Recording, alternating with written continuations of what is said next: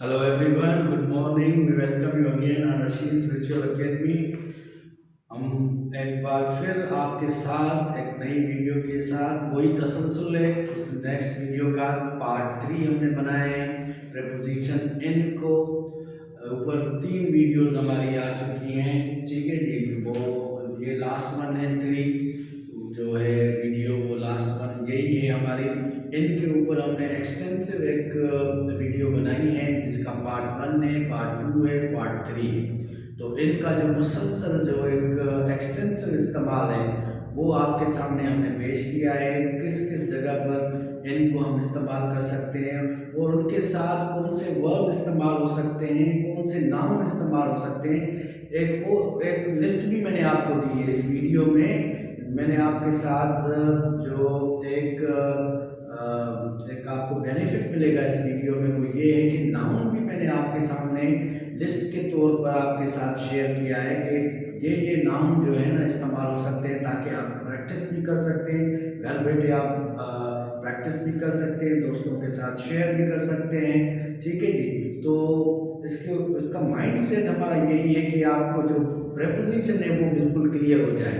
ठीक है, तो इसी सिलसिले में जो हमारा माइंड सेट है कि आपको प्रपोजिशन का एक जो है ना माहिर बना दें, आपको कंफ्यूजन ना हो जब भी कोई एग्ज़ाम दें आप, सीएसएस का एग्ज़ाम हो, पीसीएस का एग्ज़ाम हो, पीएमएस का एग्ज़ाम हो, या कोई जनरल रिक्रूटमेंट की आप टेस्ट लेते हैं, किसी भी जॉब के लिए आप अप्लाई करते हैं, तो प्रिपरेशन जो है ना लाजमी हिस्सा होता है।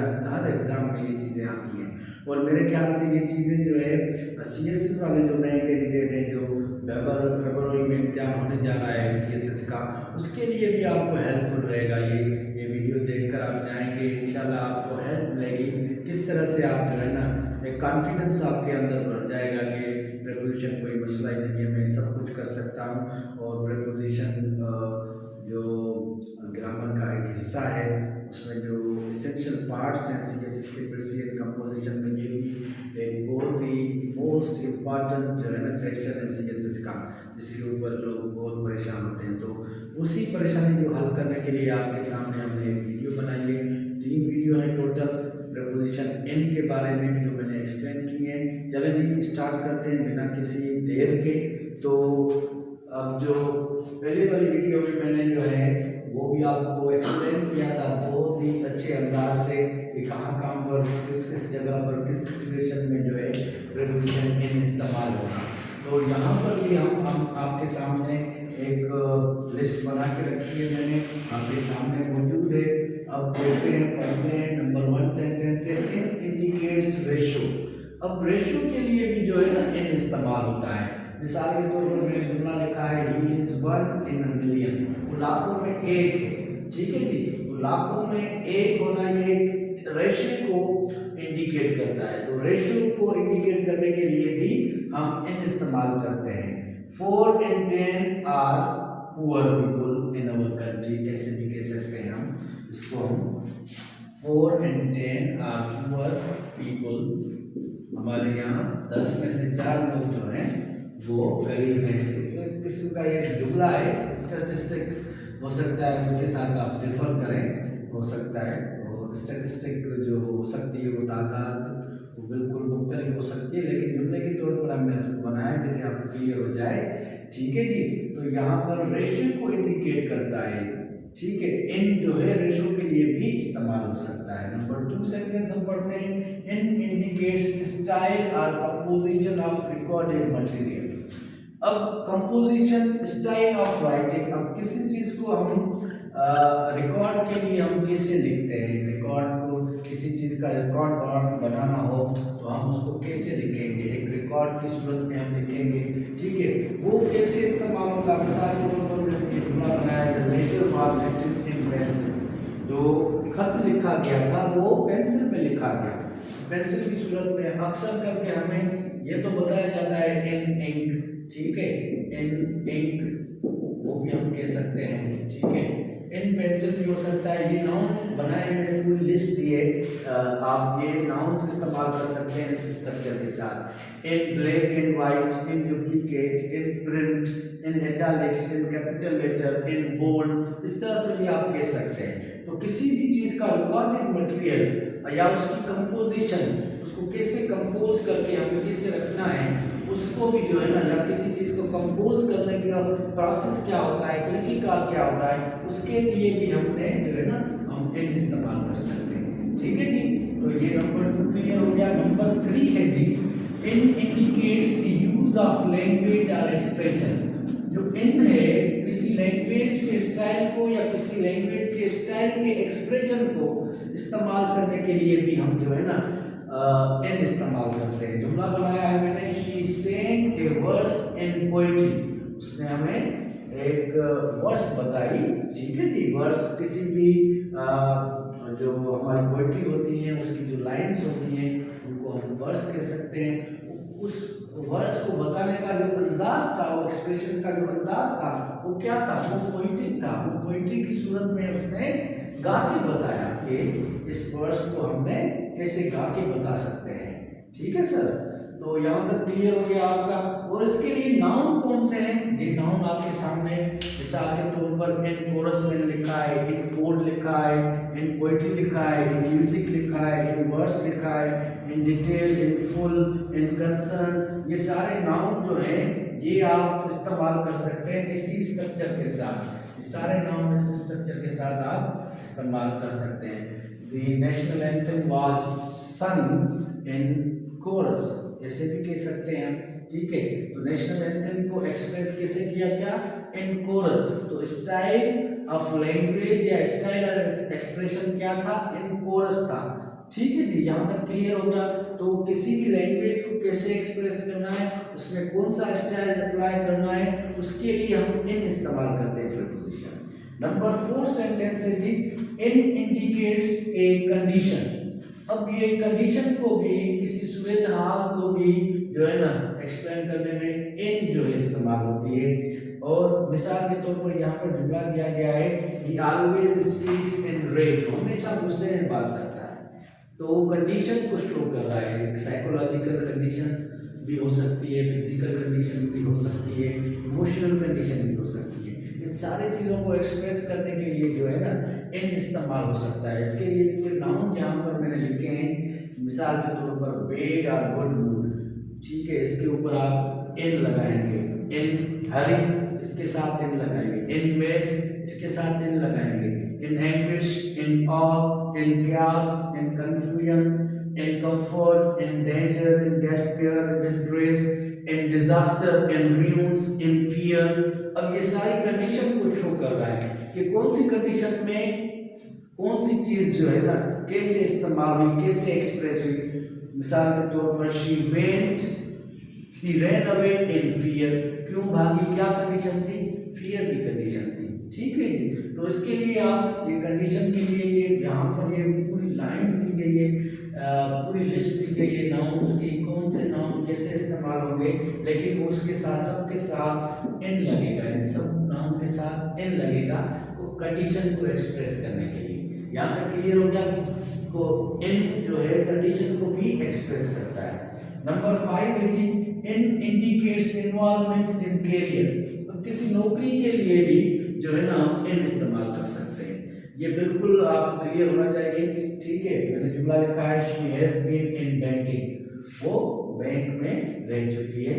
ठीक है जी, तो इन बैंकिंग एक कैरियर है, एक नौकरी का, एक एम्प्लॉयमेंट का जो है ना एग्जाम है या किस्म है, ऐसे कह सकते हैं। तो यहाँ पर मैंने लिस्ट बनाई है तकरीबन कौन कौन सी नौकरियाँ होती हैं, तो उसके साथ भी आप इन लगा सकते हैं। ठीक है जी, आप ऐसे भी कह सकते हैं, I have been in accounting, I have been in administration, I have been in law, I have been in business, I have been in insurance, I have been in journalism, ठीक है, I have been in politics, I have been in the military, I have been in teaching, ये तो मेरा profession है। ठीक है, I have been in medicine, I have been in entertainment। तो ये इन जो लग रहा है बेसिकली ये प्रोफेशन को शो कर रहा है, इनकी एम्प्लॉयमेंट को शो कर रहा है। यहाँ पर आप प्रोफेशन को को शो कर सकते हैं, ये प्रोफेशन को शो करता है। तो प्रोफेशन के लिए भी हम इन इस्तेमाल कर सकते हैं। यहाँ तक क्लियर हो गया जी? ठीक है, आगे चलते हैं। Number 6, in indicates manner of behaviour, किस अंदाज में कौन बंदा पेश आ रहा है, किस तरीके से पेश आ रहा है, उसके लिए भी जो है ना हम इन इस्तेमाल कर सकते हैं। यहाँ पर जुमला लिखा है मैंने, she asked me for money in person, ठीक है जी। तो किस अंदाज से उसने जो है पैसे मांगे, वो अंदाज, वो बिहेवियर क्या था, इन पर्सन था। ठीक है, तो बिहेवियर के लिए भी हम इन इस्तेमाल कर सकते हैं। तो इनके साथ भी एक पूरी लिस्ट बनाई है मैंने नाउन की, इनके साथ भी ये नाउन लग सकते हैं। इन कोल्ड ब्लड, ठीक है जी, किस he was killed in cold blood, किस तरह से मारा गया, बिल्कुल बेरहमी से। In cold blood, in confidence, in fairness, in friendship, in fun, in silence, in absence, in presence, in trust, in earnest, in person. ये सारे नाउन आप इनके साथ इस्तेमाल कर सकते हैं।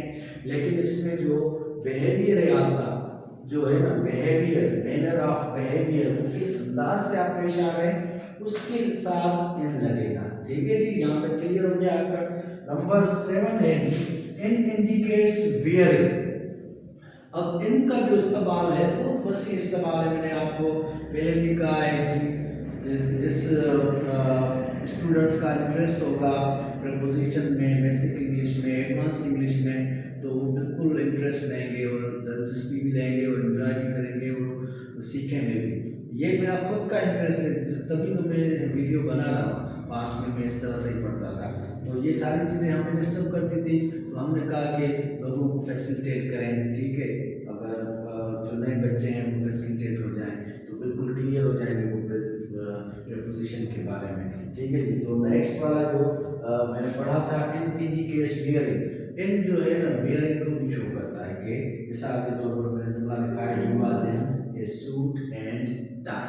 वो किसमें था, सूट एंड टाई में था। अब क्या इससे क्या पता तो चल रहा है कि वो किस चीज़ में था, लेकिन वो वेयरिंग उसकी कौन सी थी, तो वेयरिंग को एक्सप्लेन कर रहा है, तो क्यों कौन सी वेयरिंग में था। मिसाल के तौर पर यहाँ पर मैंने नाउन बनाया है, इसी के साथ आप इस्तेमाल कर सकते हैं नाउन के। ठीक है, in dress, he was in dress, he was in hat, he was in skirt और शी वाज इन स्कर्ट। ठीक है, तो इस तरह से ये पूरी लिस्ट दी गई है। She was in high heels, she was in jewels, she was in makeup, she was in morning. Morning यहाँ पर जो है वो मॉर्निंग नहीं है जो हम जो है सुबह के लिए इस्तेमाल करते हैं। मॉर्न मीन्स मातम बनाना, वो कपड़े पहनना, खासतौर पर ब्लैक कपड़े पहनते हैं, तो उसके लिए हम ऐसे कह सकते हैं, शी वाज इन मॉर्निंग। तो she was in morning clothes means she was morning somebody died and she was mourning। इस तरह से आप इस्तेमाल कर सकते हैं। ठीक है जी, यहाँ तक क्लियर है। नंबर 8 है, in indicates composition of money, composition of money. ठीक है जी, उसके लिए भी हम इन इस्तेमाल कर सकते हैं। जुमला है, she paid me in dollars, किस तरीके से उसने ट्रांजैक्शन की, पैसे दी इन डॉलर्स, डॉलर की सूरत में उसने मुझे पैसे दिए।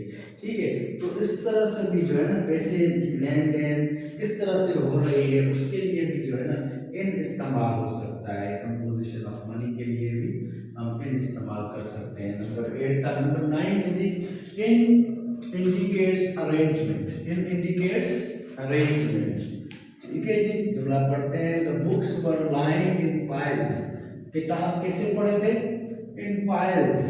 ठीक है जी, पाइल्स किसी चीज का ढेर लग जाना, उसके लिए हम कहते हैं पाइल्स। अब वो पाइल्स किस चीज को इंडिकेट कर रहा है, अरेंजमेंट को कर रहा है। किस तरह से बुक्स पढ़े थे, इन पाइल्स पढ़े थे।